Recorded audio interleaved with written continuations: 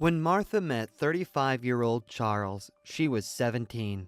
The girl lived with her grandmother, Meredith. Her mother had passed away a few years ago, and she had never had a father. They lived poorly, and there was so much temptation around. After watching movies, the naive high school student dreamed of a rich prince and a beautiful life. And when an impressive-looking car stopped nearby, the man who got out of it seemed to her to be that special prince. However, she was frightened by the invitation to go for a ride and increased her pace. The stranger left the car on the roadside and followed the girl, trying to ask her name.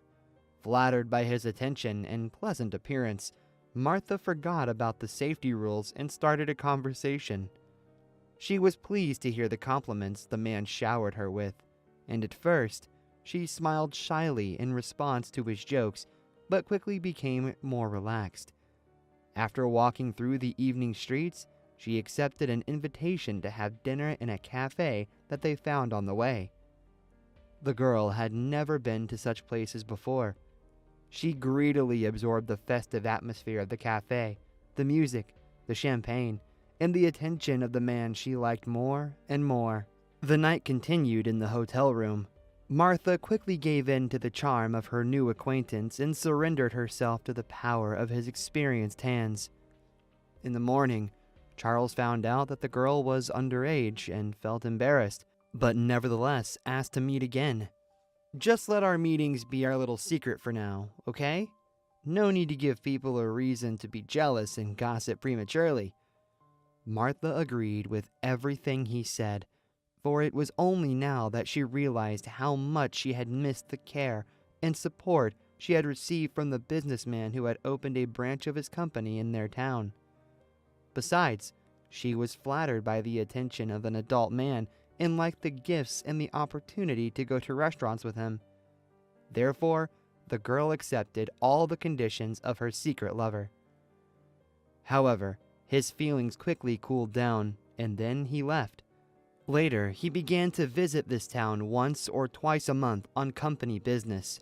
On one of his visits, his ex-girlfriend was waiting for him near his office. She informed him that she was pregnant and it was too late to do anything about it. Charles didn't hesitate long. He told her to wait for him in the evening in a secluded place. When they met in a secluded corner of an abandoned park, Charles began the conversation right away. "Listen to me. If anyone finds out about it, you'll say goodbye to your life. Don't be so scared." He slowed down, noticing the horror on the girl's face. "I won't hurt you. On the contrary, I'm worried about you, and I want you to be all right. But if my competitors find out about you, they won't leave you or the baby alive. I can protect my family, but not you. I don't have that kind of power. Do you understand?" Yes, nodded the frightened girl. "I understand. I won't tell anyone. But how will I explain to my grandma who the father of the baby is?" "Think of something on your own, or just keep quiet. If you do everything right, I'll help you." He gave Martha money. "This is for the first time, and you'll get a large sum of money every month." Martha's grandmother had already understood everything. She asked, without waiting for her granddaughter's confession, "Well, who is the baby's father?" "My baby has no father," the girl replied gloomily. "I am alone. Forgive me, Grandma." "Oh, you have made the same mistake as your mother, and it is not you who should ask for forgiveness, but me, because I haven't taught you so much, haven't told you so much, and haven't prepared you for adulthood. But cheer up. That's okay. We'll raise your baby," Meredith said. Martha continued going to school for a while until some of her classmates began to ask her questions and sometimes even mocked her.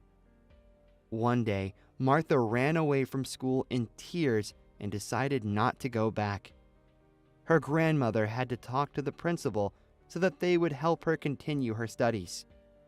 From that day until her final exams, the girl was studying at home. Teachers were sympathetic to her situation and visited her at home, helping to prepare for her exams.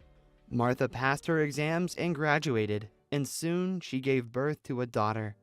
Meredith insisted on giving the girl the name Beta, which means happy.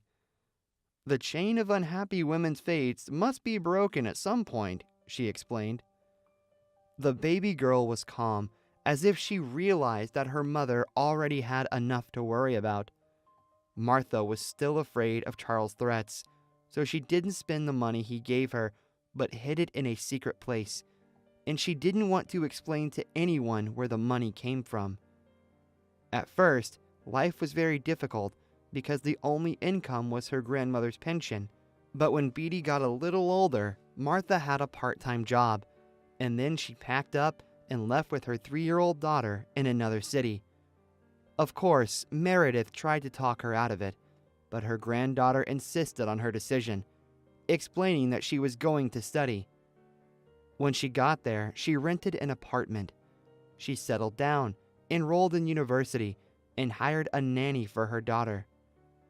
The money she had saved over the years was enough, and the rest of it Martha deposited into a bank account. Charles kept watch over Martha and her daughter all the time, regularly sending her money. Using his connections, he even helped to find a good kindergarten for Beta. But he never tried to get to know her better. Martha lived a double life. She sent money to her grandmother every month, explaining that in addition to her studies, she got a job and earned a decent income. When her university friends asked how Martha managed to live with her child and pay for a rented apartment, she lied that her wealthy grandmother helped her and that her salary was actually enough for that too. She really did work remotely as a call center operator. Of course, the income was very modest, but the girl didn't want to rely entirely on Charles, and she spent his money only when she really needed it. Martha tried to live as modestly as possible, but she never denied her daughter anything and devoted all her spare time to her. During her university years, Martha kept her personal life a secret, always cautious and avoiding close relationships with anyone. Therefore, she didn't have any good friends or a boyfriend. This situation wasn't comfortable and burdened her, but she didn't see any other options. Charles still transferred money, but didn't show up in her life. Little by little, Martha stopped being afraid of the unknown criminals that Charles used to intimidate her with. She came to the conclusion that he had made it all up and was threatening her to make sure the underage fool wouldn't tell anyone about their affair and he wouldn't be prosecuted. After all, he knew she was only 17, but that didn't stop him. After graduating from university, she got a good job and moved to another city. Martha decided that she would use her savings for the last time, buying a modest and not too expensive apartment. And after that, she would live using only her own income. She had not been in touch with Charles, so she didn't know what to expect from him. This uncertainty seemed to her more dangerous than anything else. What if one day he would change his mind and decide she or her daughter owed him something? In this case, she had a large sum of money, almost all the money he had been sending all this time. She had only spent a part of it. If Charles shows up in their lives and threatens or demands something, she'll just give him all that money back. By that time, Beta already studied at school. The girl was very independent and smart. She was an excellent schoolchild, helped her mom with household chores, and dreamed of a dog. Her mother persuaded her in vain to limit herself to a small and simple pet. Beta was adamant. "Why don't you understand?" Beta wondered.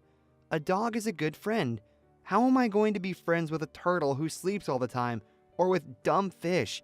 And cats are too independent. They don't need humans." When one day her daughter came home with a little white dog in her arms, Martha wasn't even surprised. "Mom, do you know where she's been?" The girl was indignant. "Someone tied her up near the store and left. They abandoned her, you know." "How do you know she was abandoned?" "There was no one around her. No one at all. She was crying, and she couldn't leave because she was tied up. The owner probably just went to the store for a while." "No! I waited for a long time and no one came. Let's keep this dog. I think we should find her owner, Martha said firmly. Let's put her picture outside that store with our phone number on it. But why should this dog live with such an evil owner? The girl was even more indignant. Let it live with us. Beta, first of all, this dog is already someone's friend. And secondly, you dreamed of a protector. And who can this little dog protect? Yes, it's just a little dog, the girl cried. But I love this little dog, and I don't want any other dog. Martha calmed her daughter down and persuaded her to try to find the puppy's owner, promising that if it didn't work out, the dog would stay with them forever. The dog's owners were found quickly. The very next day, a woman and a boy a little older than Beta showed up on their doorstep. Upon seeing them, the dog squealed and began to jump around happily. "Missy," the boy said, sitting down and hugging her. "I'm so happy we found you. There was a long line at the checkout, so I had to wait," he explained. "And when I left the store, the dog was gone. I don't understand how this could have happened. I guess I didn't tie her up good enough, and she managed to escape." "Thank you very much," his mother said. "We were so worried. We were afraid we'd never see her again. She is like a family member, you know? I don't know how to thank you." "No, you don't have to thank us." Martha looked at Beta and refused any financial gratitude. "Let's have some tea." The company was drinking tea in the kitchen, and they agreed that Beta could sometimes walk the dog with Max. As it turned out, they lived in the same neighborhood. "Look how well everything has turned out," Martha said, saying goodbye to her new friends. "Now you will have two friends at once, Max and Missy. We'll also buy you a dog of your choice, and you'll walk your dogs together. And this weekend, Max's mom, Anna, invited us to their summer house for her birthday party." "Mom, thank you for not telling them why the dog was lost." Her daughter clung to her. "I'm sorry. I felt so ashamed." At the birthday party, Martha met Bradley, Anna's brother, and she immediately liked him. She excitedly listened to the sound of his low but tender voice, furtively glancing in his direction. Her heart was racing, but she tried not to show it, for the man had come with his girlfriend. Samantha, a very attractive brunette, made it clear that Bradley belonged to her, and Bradley seemed to enjoy it. "All right then," Martha sighed. After spending some time at the table with everyone, she joined the children playing with the dog on the lawn. They were making so much noise that they attracted the attention of the rest of the company. The adults joined them, too, and then decided to play volleyball. Martha, who had played sports in high school, played excellently and moved very gracefully, winning the admiring glances of the men present. Samantha refused to do anything that would harm her long, manicured nails. In the evening, they went for a walk in the woods, where Samantha was endlessly cranky and demanding Bradley's attention. Bradley was very patient and caring, but by the end of the evening, he could no longer hide his irritation. Leaving the girl alone with Anna, he slowed his pace to wait for the children, led by Martha, who was walking behind him. It was much more fun to walk with them. They had met in the city by chance. Martha was in a hurry, but she couldn't resist Bradley's offer to have coffee at the nearest cafe. The conversation was fun and relaxed, but she refused to go for a walk, saying she had urgent work to do. At home, she regretted it, because she often remembered Bradley, his eyes and his smile. But Martha realized he had Samantha, and she didn't want to ruin their relationship. "I've got enough problems. I don't need another one," she told herself. "Besides, nothing will come of it anyway. I don't want to ruin people's lives." When Anna invited Martha and her daughter to her summer house again, Martha refused. No. Refusal is not accepted," Anna said. "First of all, Max and I miss you and Beta, and secondly, Bradley really asked for you to be there." "Bradley? Why?" Martha wondered. "Isn't Samantha enough for him?" "There is no Samantha anymore. That's what Bradley said. Frankly, I don't like her either. I'm glad my brother finally realized she wasn't right for him." "That's even more awkward. Martha said in confusion. Beta was excited about the trip, and upon arrival, she immediately rushed with Max and his dog into the garden. Martha felt uncomfortable, but her friend cheered her up, and by the time Bradley arrived, she was feeling much more confident. He came in with flowers for her and Anna. Then the children returned, and it immediately became fun and noisy. Martha felt very comfortable in the company of good friends. All these feelings were new to her because she had never had friends or parties before. She saw how warm were the relationships between the owners of the house, noticed how tenderly and friendly the brother and sister communicated, and how caring Anna's husband was. It was clear that they loved each other and their son very much. She wanted to be a member of this friendly family, to joke and laugh carefree, enjoying the company of loved ones. When she caught herself at the thought, Martha felt uneasy. After the story with Charles, she had never let anyone close to her or her life. The shameful secret was a burden to her, but there was no way she could reveal it to Anna, much less to Bradley. Noticing the change in her mood, Bradley suggested they go for a walk. "Are you upset about something?" Bradley asked, gently putting his arm around her. "No, not at all," Martha replied hastily. "I'm okay. You have such a wonderful sister. Her family is so lovely, and Beta has become good friends with Max. I'm glad I met Anna by chance back then." "And I'm glad you met her, because through your chance meeting, I met you. I've missed you all this time, and after our last meeting at the cafe, I was very worried. You left so quickly that I thought I'd done something wrong. Did I hurt you somehow?" "I don't think you can hurt anyone," the girl smiled embarrassedly. "You're very nice." "Really? Have you really noticed that? I haven't told you about all of my strengths yet, but let's not be hasty. We've got it all ahead of us." Bradley smiled slyly. "I like you a lot, and we need to do something about it." "What?" "First, we need to go back to the house and have lunch." Back at the house, Martha was surprised at how the owners had managed to decorate the house. "Are you having a party?" she asked, noticing the joyful excitement of the hosts and the sly smiles on the children's faces. "But why didn't you tell me?" "I forbade them to say anything." Bradley's voice came from behind her. The girl turned around and saw Bradley with a large box in his hands. "Open it." He held out the box. Martha opened the lid, and colorful butterflies flew out of the box. "Wow!" She couldn't hide her emotion as she looked up. "What a miracle! Thank you." The girl lowered her gaze to Bradley and saw the ring in his hand. "These butterflies are marvelous, but they are no equal to you," he said. "Marry me." "Wait!" Martha took his hand away. "You don't know anything about me at all. We just met recently." "Is it really important?" Bradley wondered. "What's important is our feelings. We have a lifetime to get to know each other. Say yes. You won't regret it. I promise." In the end, Martha didn't regret her decision. She was happy with Bradley, and Beta also liked him. The birth of their daughter Michelle made the family even more united.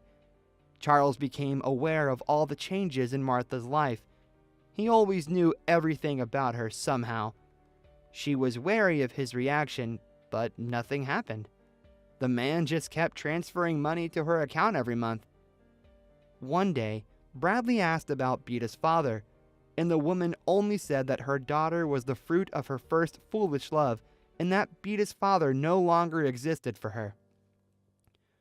To her great relief, her husband didn't go into details. Satisfied with that answer, he really loved her, and he didn't care about her past. Martha would have been perfectly happy if it hadn't been for her secret. She felt guilty for not revealing it to her beloved, but she couldn't tell him everything either. There were different situations in their lives. There were years of prosperity, and there were also periods of poverty when any additional money would be helpful. But she was determined not to spend Charles' money. And even if she changed her mind, how would she explain where such a large amount of money came from, and why she hid from her husband that she still gets money from her ex? So the years went by, and everything remained the same. Martha did not see any way out of the situation, and it depressed her a lot. She was also afraid that one day Charles would come to her husband and tell him everything.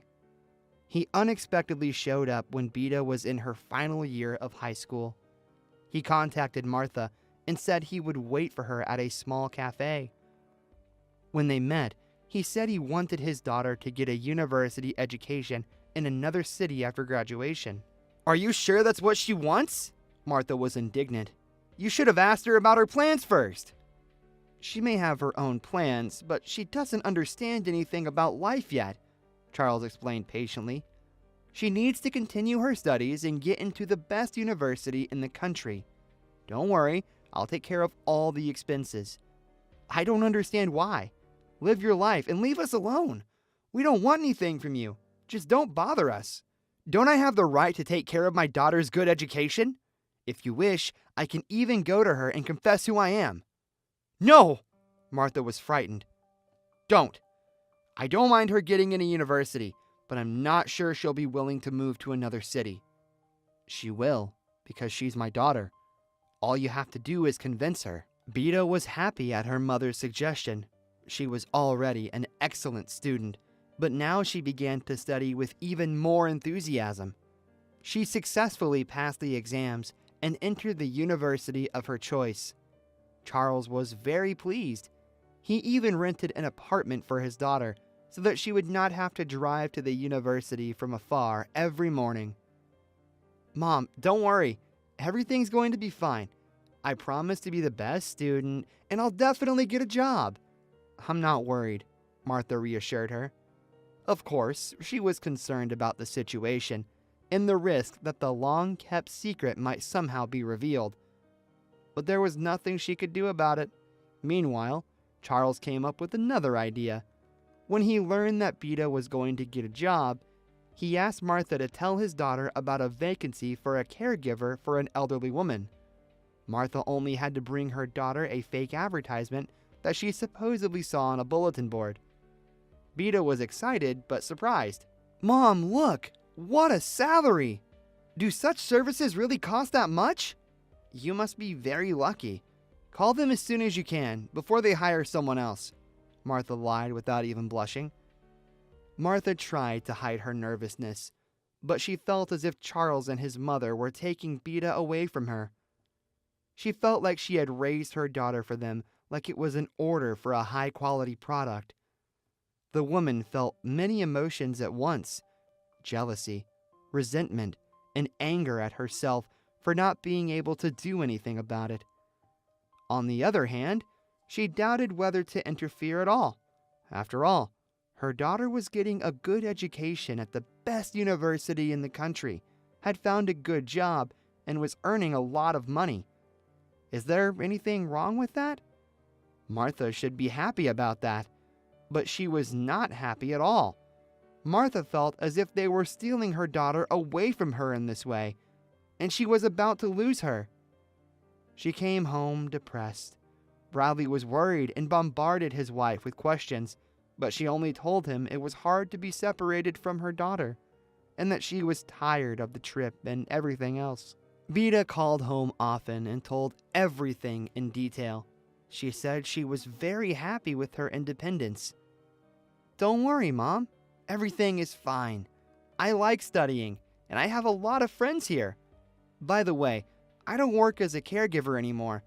Emilia was seriously ill, but now, thanks to my care, she feels fine. And she said she rather needs a companion to spend time with. So we go to the park, go on excursions, cook together, and she also teaches me how to knit. When her son Charles comes to visit, we have different interesting conversations and go to the theater. Once, we even went to a show together, the three of us. They're nice, kind, but I miss you so much, Mommy." When Martha retold the news from Beta, she was always worried, unable to hold back her tears, her voice shaking. One day, when she couldn't bear it, she said she had to go to her daughter to see if she was all right. "She seems to be all right, but what's going on with you?" the anxious Bradley said. "You haven't been yourself since you came back from the capital, and I'm worried about it. Maybe you met another man there? It seems you've become indifferent to me, and you've even stopped noticing Michelle. If you have fallen out of love with me, just tell me." "What?" Martha gasped.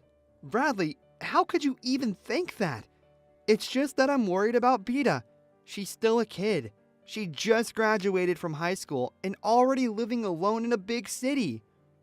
She's an adult, and she's never been frivolous. No. It's something else. I feel like you have become aloof and something is bothering you all the time. Let's talk frankly. I've always trusted you and never asked you anything because there was no reason to be jealous. But now I'm feeling very uneasy. I want to know what's going on, and I won't accept any excuses." "All right," Martha gave in. "I'll tell you everything, but it's a long story. You'll have to be patient." When Martha finished her story, she cried. It was as if she'd experienced it all over again, but also she felt freedom and peace, as if a huge stone had fallen off her soul. This secret had been tormenting her for so long. "I'm sorry, Bradley. I should have told you right away, but I didn't want to lose you, and I was afraid of Charles and those criminals he was threatening me with. Now everything's clear, but it doesn't make it any easier. I'm afraid he'll take Beta away from me. They got a grown-up daughter and a granddaughter. It turns out I wasn't raising Beta for me, but for them. But she's mine. I don't want to share her with them. I don't know what to do now. If Beta finds out the truth, she'll accuse me of being silent this whole time." "Don't worry," Bradley comforted her. "You've told me everything, which means it's not your problem anymore. It's our common problem, and we can handle it. We'll go there together, meet Charles and his mother, and talk it over. Charles' money that you have saved, I think we should give it back to him if you don't mind. We don't need it. If he refuses, we'll use it to buy an apartment for Beta. What do you think of my plan?" "The plan is wonderful." Martha embraced her husband with a smile. "I'm glad I finally shared this secret with you." "You are so mysterious today, Amelia," Beta said in surprise. "Did something happen?" "It will happen soon," Amelia replied. "It's my anniversary the day after tomorrow, and Charles has decided to organize a party for me at his country house. You are coming with me." "Oh, no, it's not a good idea. It's a family party, and I'm just a stranger." The girl was embarrassed. "I don't know any of them anyway. Why do you need me there?" "Don't worry. There won't be many people there. Only my relatives and my friend Lillian. Do you remember I introduced you to her and her grandson Donovan? By the way, do you like him?" "Yes, very much." Beta looked embarrassed. "We went out a couple of times, and then he disappeared." "He was traveling on business," Amelia explained. "And now he's back, and he's going to accompany his grandmother, so he'll keep you company. By the way, he asked about you." They arrived a little earlier than the other guests. Charles, who met them, said it was necessary. Upon entering the house, Beta was surprised. "Mom? Bradley? What are you doing here?" "We have something to tell you," Martha replied. "Come on in. The conversation will take a long time." "It's insane," Beta said as she listened to their story. "It's like a soap opera. I thought it never happened in real life. Why didn't you say anything for so many years? Couldn't you have told me before?" "Unfortunately, we couldn't," Charles interrupted. "And what now? Should I call you Daddy, or what? Amelia, did you know?" "I found out only recently," the woman said. She walked over and hugged her granddaughter. "And from that moment on, I felt absolutely happy. You can call me whatever you want. The main thing is that we have you now. It will take time for you to get used to Charles, but it's okay. Be yourself. You don't have to say anything forcefully. Take your time. Okay, it's time to greet the guests." Everyone congratulated Amelia, wishing her good health, happiness, and many more years of life. And then Amelia said, "My dear guests, I am so glad that you came. Thank you for your gifts and wishes, for your warmth and love. But I must confess that the best gift I received today is my granddaughter, Beta, Charles' daughter. Here she is. Please welcome her. But she is all grown up now. I didn't educate her. I didn't watch her grow up. I didn't read her bedtime stories. And I didn't kiss her goodnight. But better late than never, right? But I have to admit, Beta grew up to be a very good person even without me in her life. And for that, I am truly grateful to her parents, Martha and Bradley. Give them a warm welcome. We found new family members, and I'm sure our family will be even happier now. And now that we have our beautiful Beta, our bloodline will continue, which is the most important thing in our lives.